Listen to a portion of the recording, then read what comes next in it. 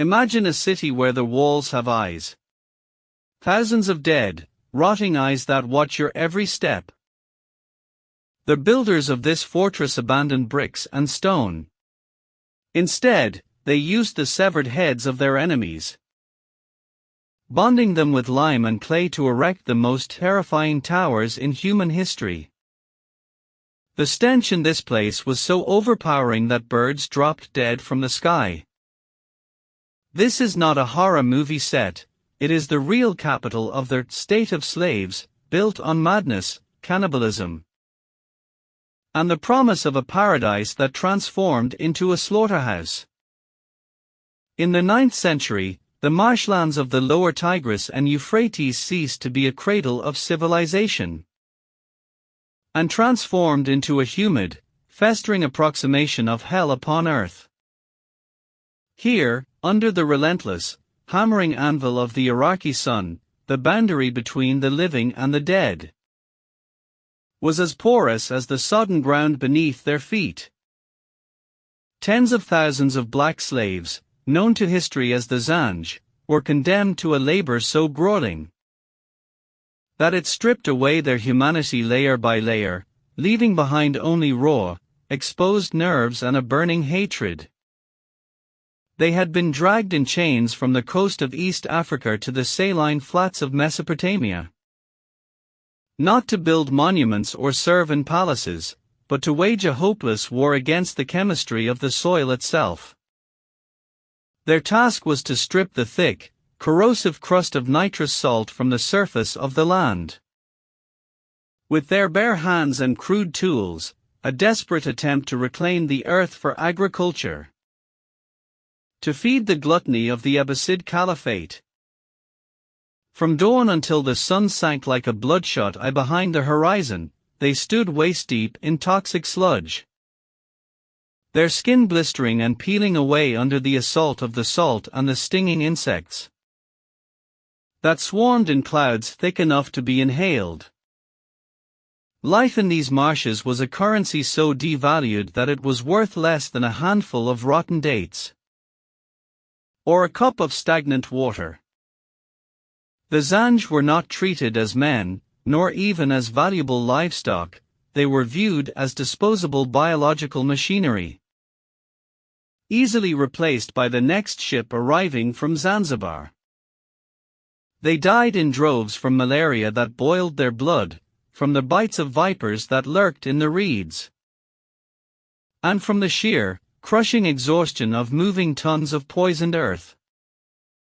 Their bodies were left to rot in the mire where they fell, becoming part of the landscape they were forced to clear, while their masters in Basra and Baghdad reclined on silk cushions, oblivious to the fact that their wealth was being extracted from a foundation of human misery. The air over the marshes hung heavy and still, saturated with the smell of sulfur, sweat, and decomposition. A miasma that choked hope before it could even take a single breath.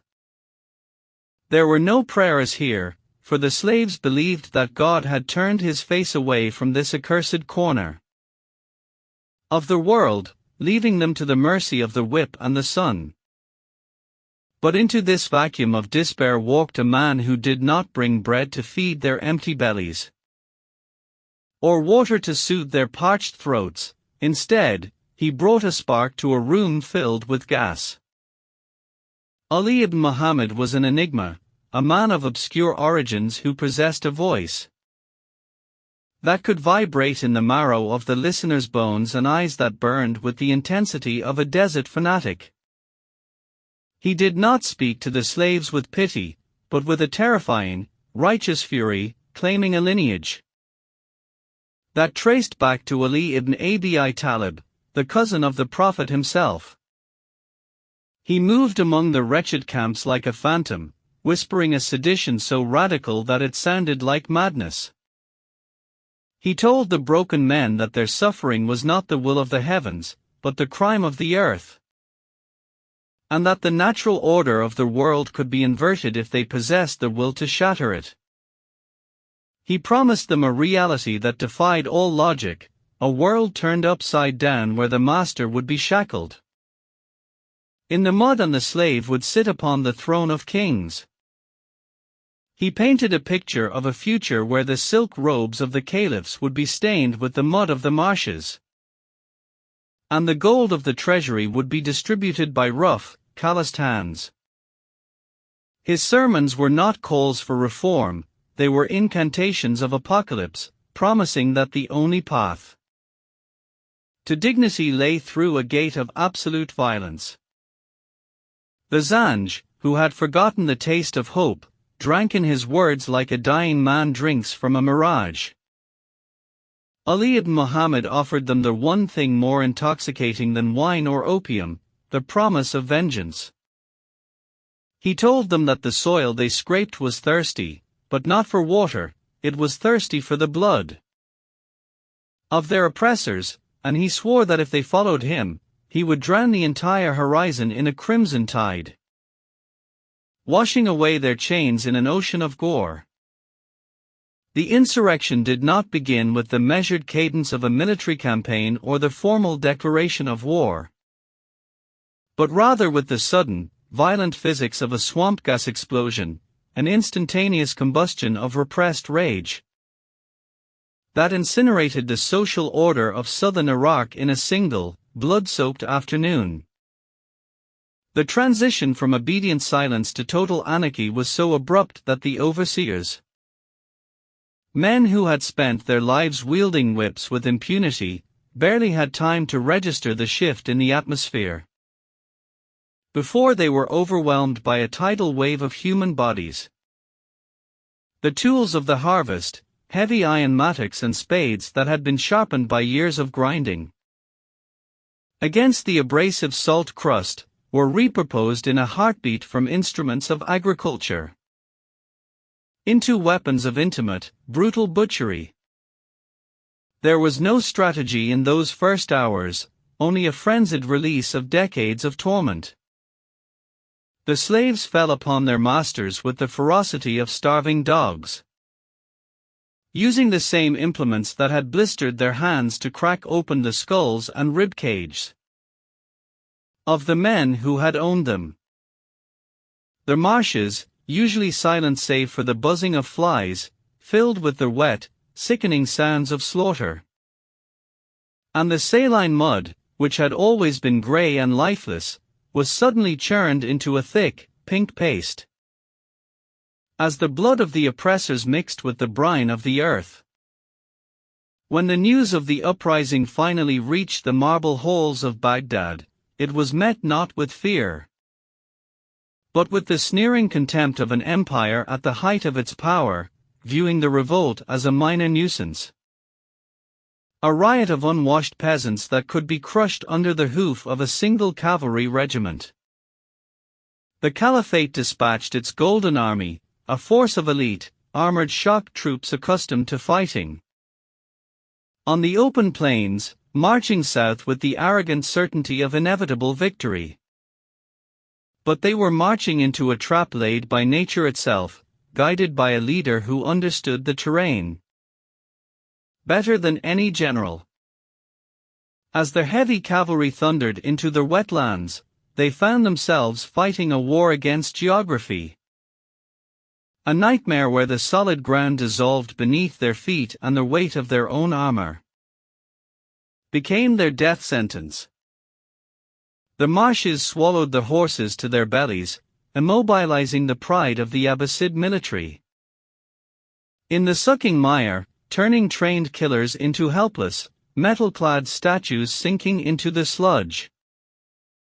It was then that the Zanj struck, rising from the reed beds like mud-caked phantoms, invisible until the moment of impact.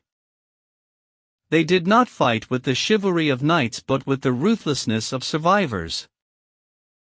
They dragged the screaming riders from their saddles with hooked poles, pulling them down into the murky water to drown under the weight of their own protection, stabbing through the gaps in their armor with knives fashioned from scrap metal.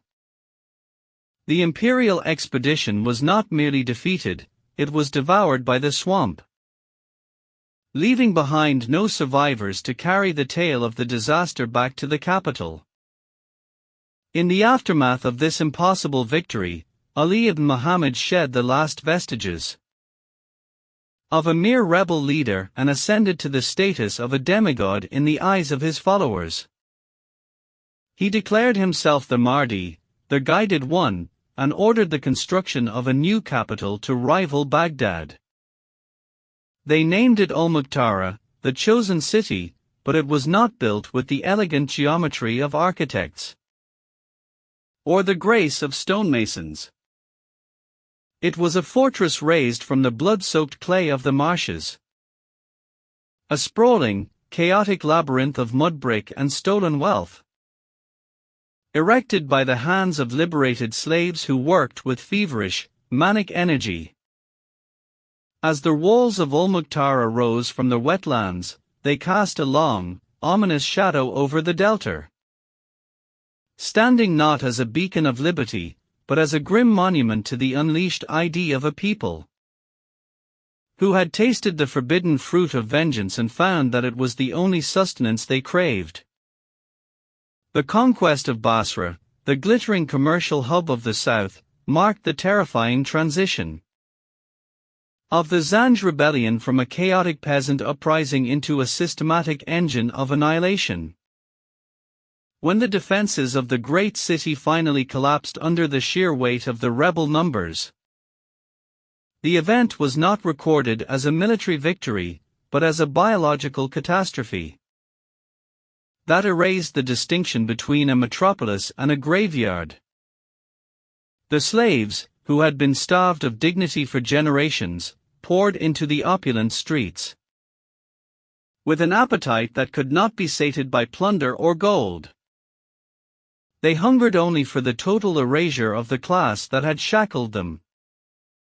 The massacre that ensued was so extensive, so mechanically thorough, that the geography of the city was irrevocably altered. Basra was famous for its network of intricate canals, the arteries of trade and transport. But within days, these waterways ceased to flow. They were choked not by silt or debris, but by the bloated, interlocking bodies of the citizens. Men, women, and children stacked upon one another in such grotesque abundance that they formed fleshy dams, halting the current of the river. The water, stagnant and baking under the merciless Iraqi sun, turned into a thick, poisonous soup of decomposition, transforming the city into a floating necropolis where the only movement was the buzzing of billions of flies feasting on the banquet of the dead. Amidst this landscape of absolute ruin, Ali ibn Muhammad, the self-proclaimed Mahdi, decided that mere slaughter was insufficient to convey the magnitude of his hatred to the distant caliph in Baghdad. He needed a symbol, a psychological weapon that would freeze the blood of his enemies before they even marched to meet him. He returned to his fortress capital of Al-Muqtara and issued a command that would stain the history of the region for 1,000 years. He ordered his followers to stop discarding the bodies of their enemies into the marshes, and instead to harvest their heads.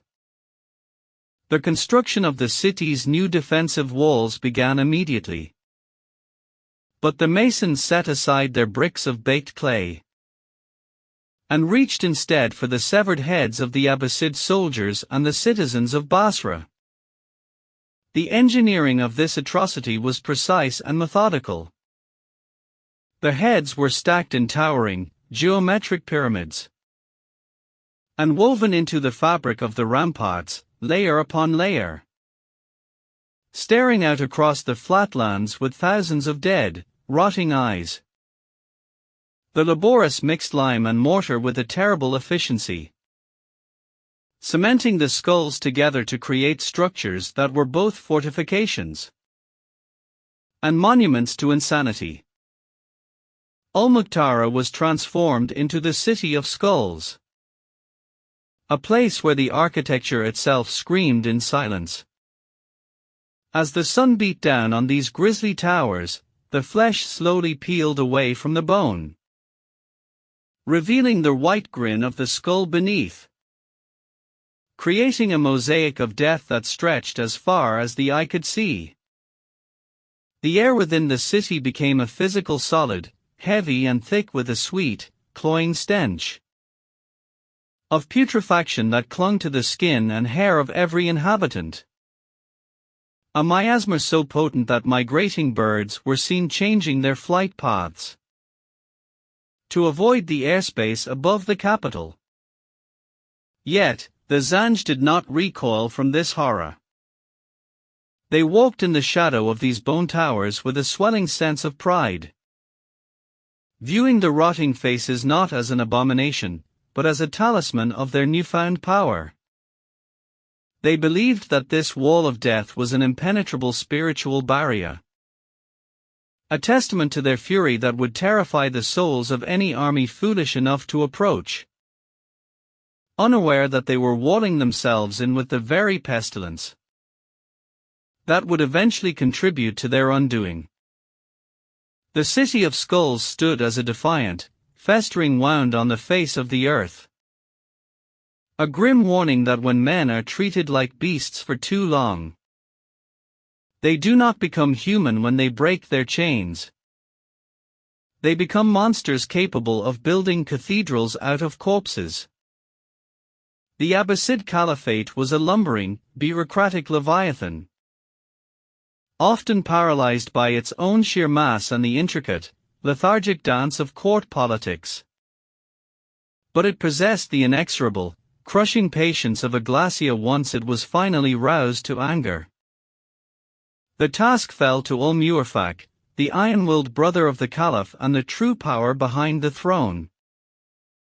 He understood that one does not fight a swamp with heavy cavalry charges, nor attempt to outmaneuver men who can breathe underwater.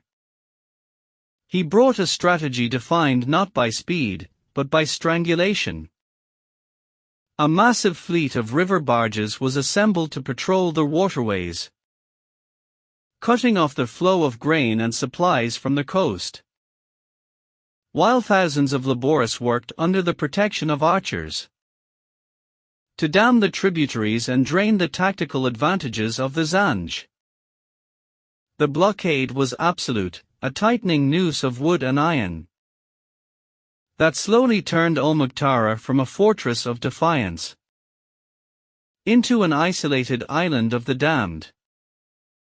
The siege stretched agonizingly over years, transforming the passage of time into a weapon far more lethal than any sword. Inside the city of skulls, the initial euphoria of liberation began to curdle into the grim, hollow-eyed mania of starvation. The famous walls, constructed with such pride from the severed heads of their enemies, began to succumb to the ravages of nature. The flesh rotted away or was picked clean by carrion birds, leaving behind thousands of bleached, white craniums that grinned madly in the moonlight. As the mortar degraded, the walls began to crumble, and skulls dislodged and tumbled into the streets with a dry, hollow clatter, sounding like the rolling of dice in a gambler's cup. The Zanj warriors, their bellies distended from malnutrition and their ribs threatening to pierce their skin, walked through a city where the very architecture mocked their impending doom. As the granaries were swept clean of the last grains of rice, and the rats were hunted to extinction in the sewers, the social contract of the rebellion disintegrated. Men who had once fought shoulder to shoulder now looked at one another, not as comrades, but as potential sources of protein. Cooking fires burned in secret, boiling leather, bark, and in the darkest corners of the city, the flesh of the recently deceased. Cannibalism crept into the city not with a roar, but with a shameful silence. the illusion of their utopia was shattered, revealing that the new world order was no different from the old one, only hungrier and more desperate. Yet the cruelest twist was not the famine itself, but the disparity of suffering. Ali ibn Muhammad retreated into the safety of his citadel, surrounded by his Praetorian Guard, continuing to dine on stockpiled reserves while his followers starved below. The smoke from his private kitchens drifted over the city, carrying the scent of roasting meat that drove men to madness. Their hypocrisy was naked and devastating. The prophet who had preached equality was now the only master left. Faith turned to ash, replaced by a bitter hatred for the man who had led them to the edge of the abyss and left them to fall alone. The betrayal that broke the rebellion arrived not as a confrontation, but as a quiet transaction born of empty stomachs. Ali ibn Muhammad's inner circle offered his head to al-Muwaffaq in exchange for bread and amnesty. The iron gates of al-Muqtara were quietly unbarred from within. When the signal fires were lit, the army of the caliphate poured into the city. They found no last stand, only slaughter. The Zanj defenders were walking skeletons, cut down with grim efficiency by Abbasid infantry. The streets were slicked with fresh arterial crimson, and collapsing walls showered the fighters with thousands of dry skulls. In the chaos, Ali ibn Muhammad attempted to flee, but he was cornered by his own former disciples. There was no divine intervention. He was dragged into the mud and beheaded, his head hoisted high upon a spear, signaling the death of the rebellion and the collapse of the city of skulls. When the caliphate marched north, they left behind not a conquered city, but a vast necropolis abandoned to vultures and jackals. The marshes reclaimed the land, salt water dissolving clay and pulling the towers of skulls into the mud. The city of skulls vanished beneath reeds and silt. In Baghdad, scribes erased names and minimized horrors. Maps were altered, roads abandoned, and the rebellion reduced to a footnote in history. But the land remembered. The salt of the region carried a reddish hue and metallic tang. The unmistakable taste of human fluids filtered through the earth. On still nights, locals hear a dull, rhythmic, hollow clicking beneath the marsh. They say it is the sound of the skull towers shifting in underwater currents, the bones of slaves and soldiers knocking together in eternal darkness. The city of skulls did not die, it merely sank, waiting in the gloom. And the elders warn that anyone who consumes the red salt of that region is unwittingly partaking in the most horrific communion in history, ingesting the dissolved essence of the massacre. The earth never forgives, and it certainly never forgets the taste of human flesh.